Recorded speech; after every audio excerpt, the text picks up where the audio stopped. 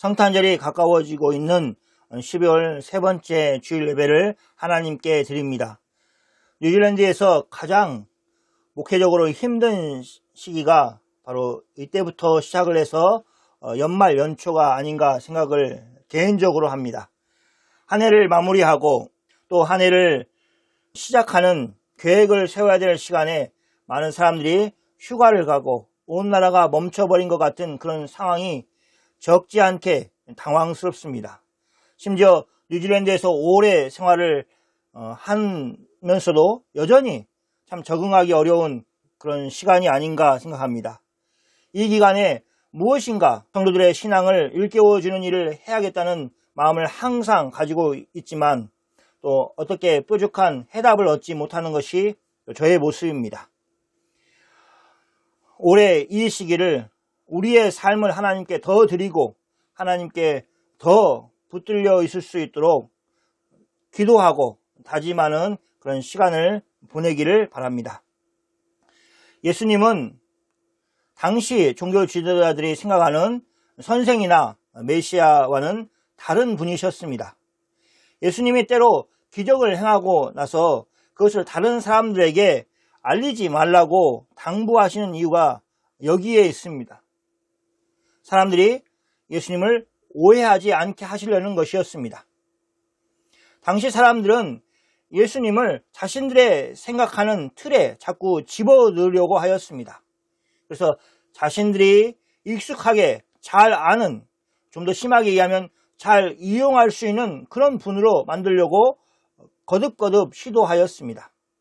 예수님은 바로 그것을 경계하셨습니다. 심지어 제자들 안에서도 그런 모습과 언행이 벌어지면서 예수님은 그때마다 그들을 책망하셨습니다. 지난주일 말씀 속에서 요한의 제자들이 예수님께 나와 물었습니다. 왜 예수님의 제자들은 바리새인이나 또 자기들처럼 금식을 하지 않느냐는 것이었습니다. 마태의 집에서 식사를 하고 있는 예수님께 금식에 대해서 질문을 하고 있다는 것은 일단 장소와 시간이 적절하지 않습니다. 식사를 하고 있는 사람에게 그런 질문을 한다는 것은 예수님의 제자들이 금식을 하지 않은 것에 대해서 그들의 스승인 예수님의 가르침이 잘못된 것이라고 비난하는 것밖에 다르게 생각할 길이 없습니다. 분명히 식사를 하고 있었던 예수님이 그 말을 듣고 기분이 상하실 수밖에 없었을 것입니다. 그런 질문을 그들이 한 것입니다. 하지만 예수님은 요한의 제자들에게 예수님 자신이 어떤 분인가 하는 것을 설명하는 데 그 시간을 사용하셨습니다. 마치 학생을 가르치는 선생처럼 자상하게 또 자애롭게 그들을 대해 주셨습니다. 이것이 바로 예수님의 성품입니다. 예수님은 제자들에게 자신의 지식만을 전달하신 분이 아니셨습니다. 예수님의 행동 하나하나가 모두 제자들이 본을 받아야 되는 것이었습니다.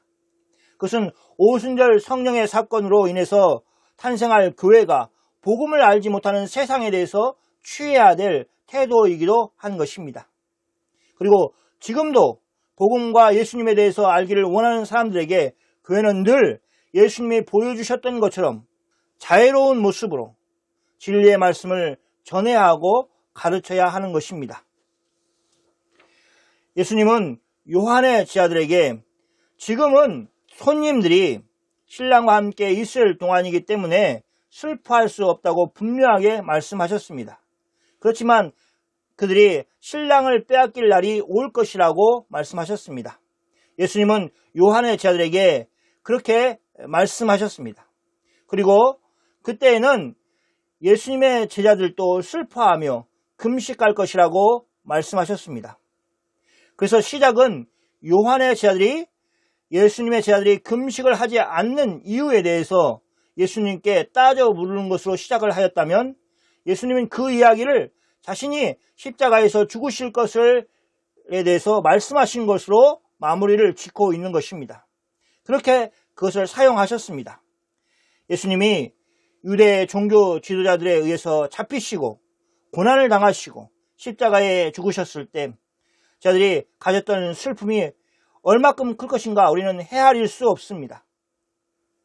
그는 3년 동안 예수님을 따라다녔습니다. 누가 보아도 메시아이신 예수님을 다른 사람들도 아닌 자신들의 종교 지도자들이 빌라도의 손을 빌려 예수님을 죽였다는 것은 도저히 믿어지지 않는 일이었습니다. 그런 일이 일어났는데도 그들은 아무것도 하지 못하고 있는 무능력하고 또 무기력한 모습을 보일 수밖에 없었습니다. 그것이 그들에게 고통이었습니다.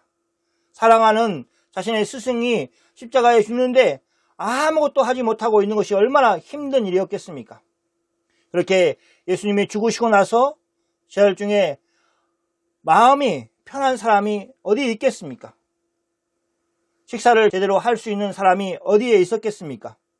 예수님의 말씀처럼 제자들은 신랑을 빼앗긴 신랑의 친구처럼 슬퍼하고 금식을 하였을 것입니다. 하나님은 참으로 은혜로우셔서 그들의 슬픔을 쉬 끝나게 하셨습니다. 죽으셨던 예수님을 사망 가운데서 살리심으로 제자들이 더 이상 슬퍼할 필요가 없게 하셨습니다. 오늘 본문 말씀은 이 내용과 연관이 있습니다. 예수님의 죽으심이 그것으로만 끝나지 않을 것이라는 것을 보여주는 그런 두 가지 이적을 예수님이 행하셨습니다.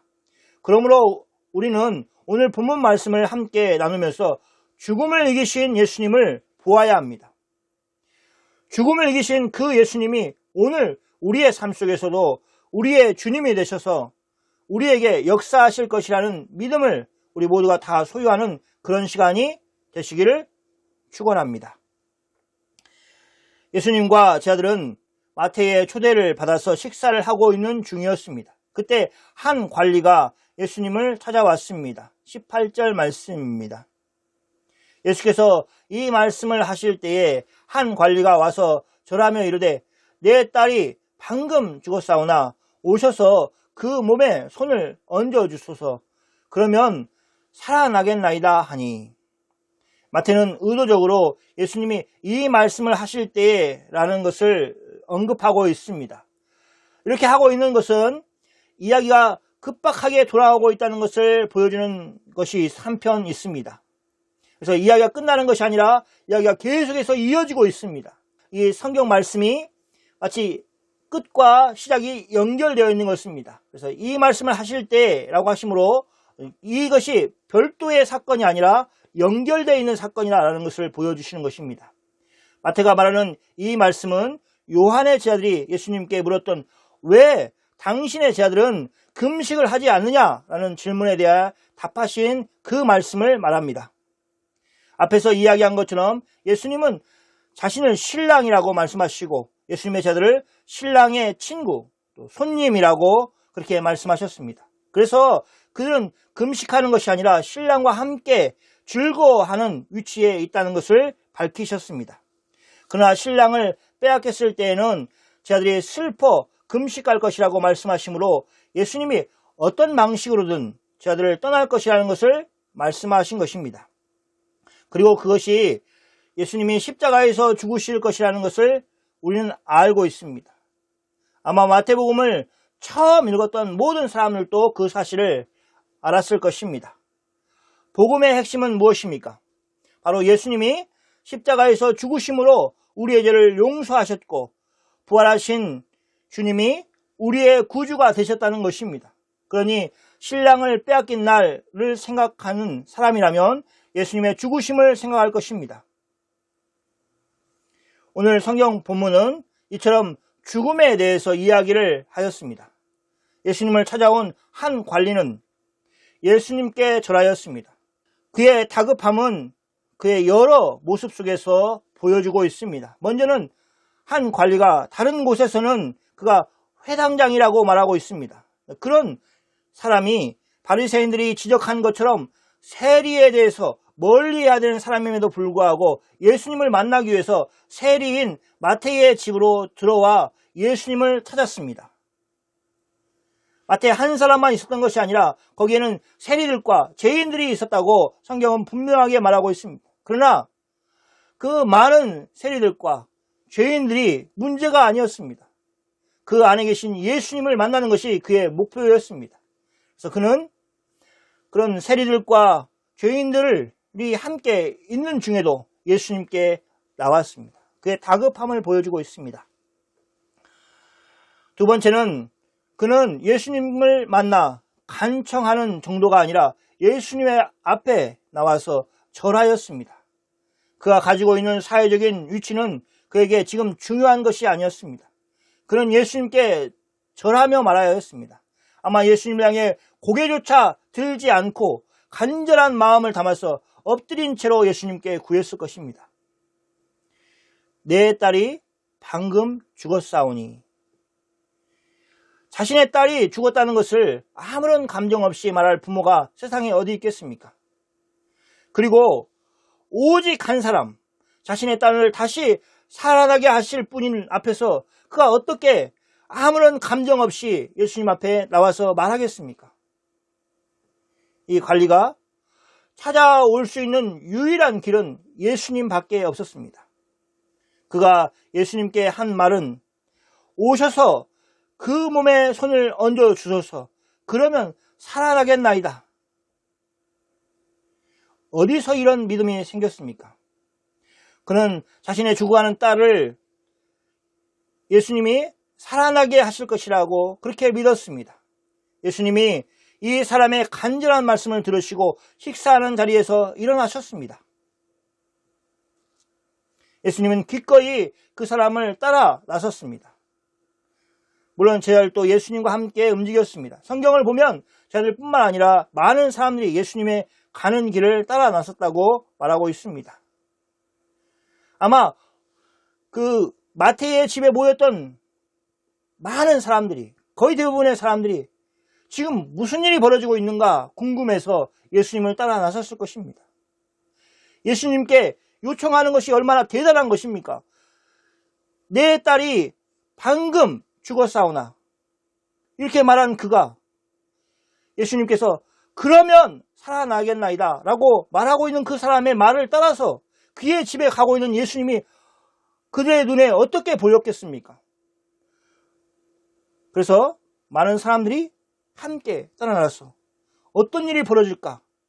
때론 믿음을 가지고 따라 나선 사람도 있을 것이고 호기심에 따라 나선 사람도 있을 것이고 또 어떤 일인지 모르고 그냥 쫓아가는 사람도 있겠지만 많은 사람들이 함께 엉클어져서 그의 집을 향하였습니다.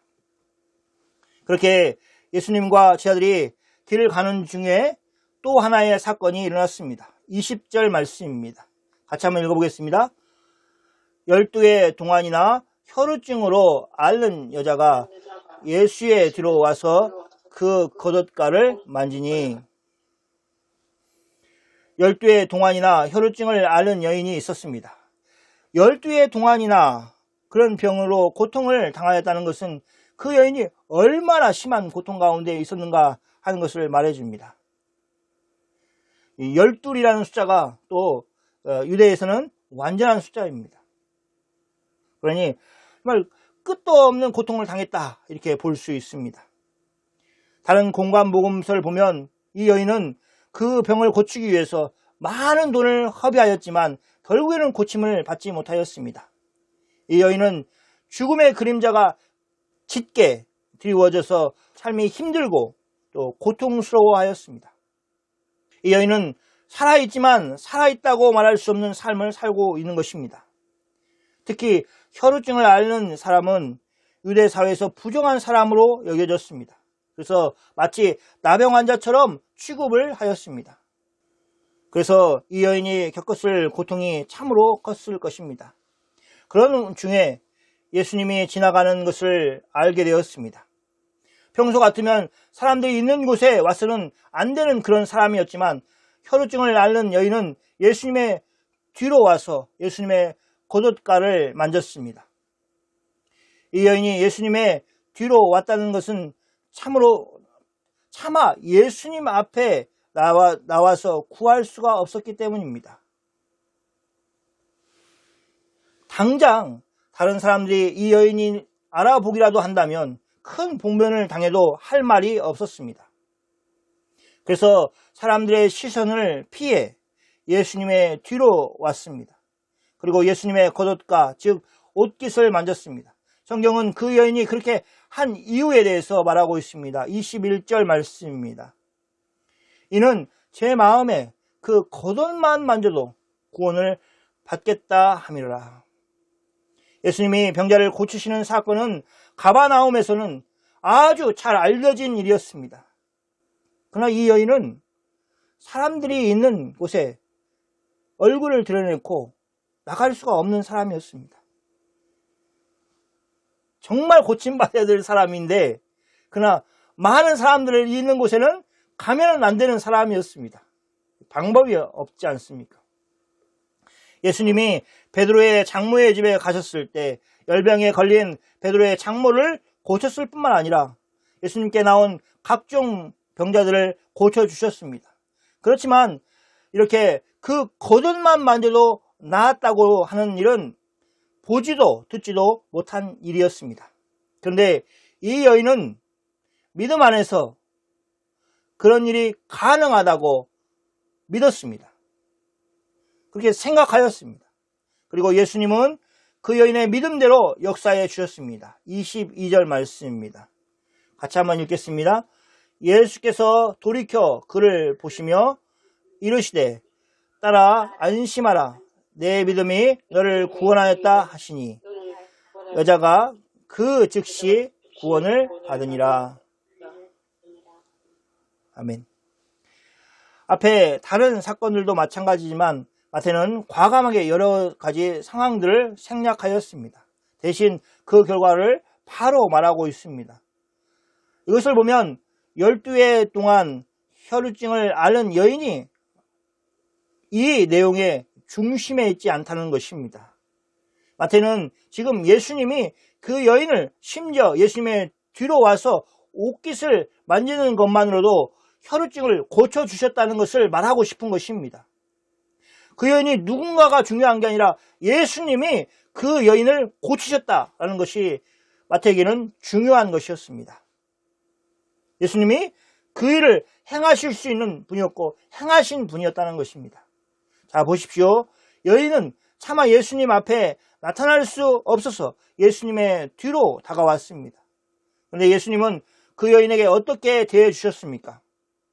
그는 가는 길을 멈추고 뒤돌아 보았습니다. 예수님 돌아서서 여인을 보셨습니다. 그리고 그 바쁜 길을 가는 중에도 따라 안심하라 이렇게 위로해 주셨습니다. 내 믿음이 너를 구원하였다라고 확신 있는 말씀을 주셨습니다. 예수님은 분명하게 자신이 그 여인의 혈루증을 고쳐주셨음을 밝혀주셨습니다. 그 여인에게만 알려준 게 아니라 그 여인을 알고 있는 모든 사람들에게 이 여인이 이제 오늘 나로 인해서 고침을 받았다라고 말씀하시므로 마치 나병의 고침을 받은 것과 똑같은 효과가 일어날 수 있도록 그래서 여인이 정상적으로 세상 가운데 들어올 수 있도록 공식적으로 그것을 확인시켜 주신 것입니다. 따라 안심하라. 내 믿음이 너를 구원하였다. 라고 그렇게 선언해 주신 것입니다. 분명 예수님의 일행은 이 여인으로 인해서 약간의 소동이 있었고 늦어짐이 있었을 것입니다. 특히 그 일은 예수님을 찾아와서 죽은 자신의 딸을 살려달라고 구했던 관원에게는 크게 중요한 일이었을 것입니다. 한편으로는 한시라도 빨리 예수님을 모시고 자신의 집에 가고 싶어 하였던 그 관원의 입장에서는 가는 도중에 일이 발생한 것 자체가 마음에 들지 않고 또 불안하였을 것입니다. 왜 사람들이 끼어들어서 예수님을 모시고 하는 그 일이 방해를 받는 것인가 하고 불만스러운 마음도 들었을 수 있습니다. 그러나 다른 한편으로 이 사건은 죽은 자신의 딸을 예수님이 살리실 것이라는 그의 믿음에 더 확고함을 주는 사건이었습니다. 그래서 이렇게 여인을 고치신 예수님이 내 딸도 살리시겠구나 라는 믿음을 더욱 키울 수 있는 사건이었습니다. 이 사건이 자신이 예수님께 와서 구한 그 일이 잘한 일이구나. 그래서 자신의 딸이 예수님으로 인해서 살아나겠구나 하는 그런 믿음을 만들어내는 사건이었습니다. 여러분은 어떤 입장에서 신앙생활을 하고 계십니까? 여러분이 가고 있는 그 길에 자꾸 어떤 일이 발생했을 때 왜 이렇게 방해가 되는가? 왜 이렇게 장애물이 생기는가? 하면서 불평하고 불만하고 있습니까? 아니면 여러 일들이 여러분을 하나님과 동행하도록 또 천국으로 인도하는 그 길 가운데 더 믿음으로 살도록, 더 신앙으로 살도록 이끌어주는 일이라고 생각하면서 보고 있습니까? 저는 여러분이 후자, 즉 여러 일들이 여러분에게 더욱 믿음 가운데 살도록, 예수님을 의지하도록 만든 일이라고 세상을 그런 시각으로 보면서 살기를 소원합니다. 그렇게 보면 또 다 이해되고 또 더 주님을 바라보게 하는 일이 될 것입니다. 예수님이 그 관원의 집에 도착하였을 때였습니다. 거기에는 피리 부는 사람과 떠드는 무리들이 있었습니다. 예수님과 그 관리가 그 집에서 만난 것은 그 집에 사람이 죽었다는 것을 보여주는 증거들이었습니다. 유대인들은 사람이 죽었을 경우 피리 부는 사람을 고용해서 연주를 하여서 슬픔을 표현하였습니다. 여기 떠드는 무리라고 하는 사람들도 전문적으로 곡을 하는 사람으로 돈을 받고 고용된 사람들이었습니다. 이 두 부류의 사람들, 피리를 부는 사람들과 떠드는 무리들은 모두 죽은 집에 고용되어서 일하는 사람들이었습니다.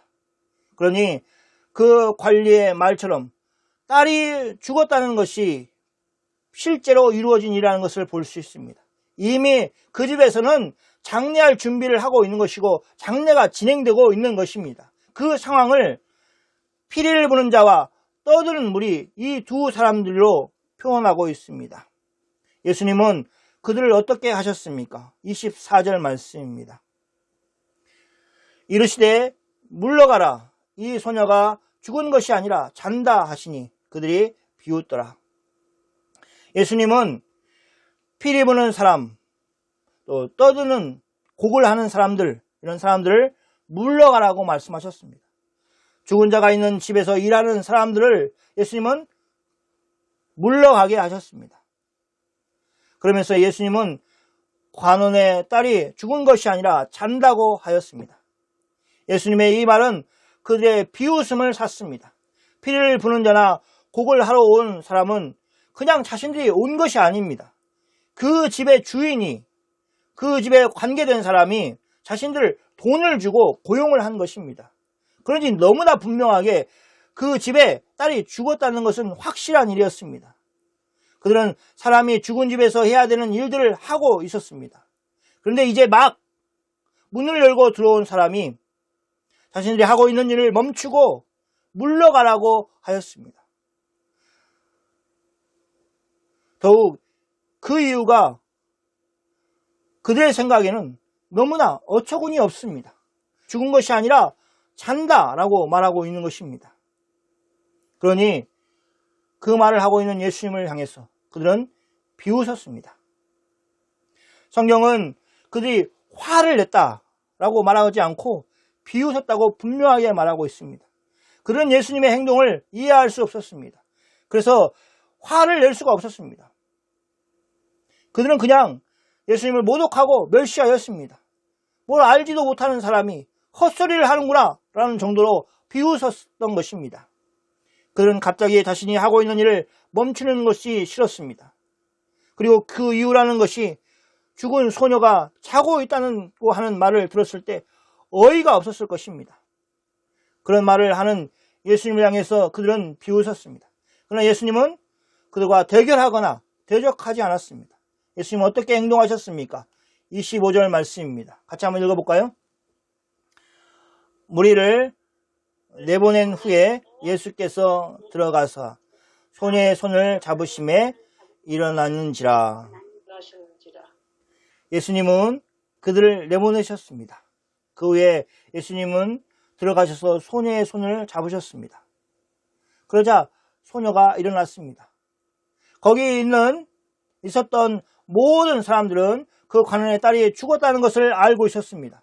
그런데 그 소녀가 다시 살아났습니다. 마태는 죽어 누워 있었던 소녀가 예수님이 손을 잡으심으로 인해 살아나 그 누운 자리에서 일어났다고 말합니다. 그리고 이 단어 일어나는지라 해당하는 단어는 예수님이 죽은 자 가운데서 일어나셨다, 사망 권세를 이기시고 부활하셨다, 일어나셨다 라고 할 때 사용하는 그 단어를 사용하고 있습니다. 그래서 소녀의 일어남을 보면서 죽은 자 가운데 살아나실 예수 그리스도를 생각하도록 그렇게 만들고 있습니다. 이처럼 관원의 죽은 딸을 예수님이 살리신 소문은 온 땅에 터졌습니다.